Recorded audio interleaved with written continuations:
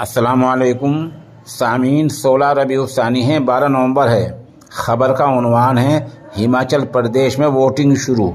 ख़बर थोड़ी तफसील से सुनिए।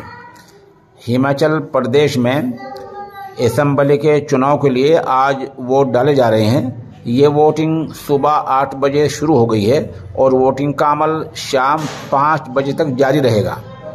बता दें कि रियासत की 68 सीटों पर एक ही दौर में चुनाव हो रहे हैं और यहाँ 412 उम्मीदवार मैदान में हैं। चुनाव नतीजे अगले महीने की यानी 8 दिसंबर को जारी किए जाएंगे।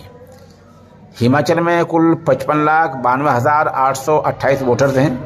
इनमें से 28,54,945 मर्द हैं और 27,37,845 ख्वातीन हैं। इस दौरान वज़ीर आला नरेंद्र मोदी ने लोगों से वोट डालने की अपील की है। यहाँ असल मुकाबला भारतीय जनता पार्टी और कांग्रेस में है।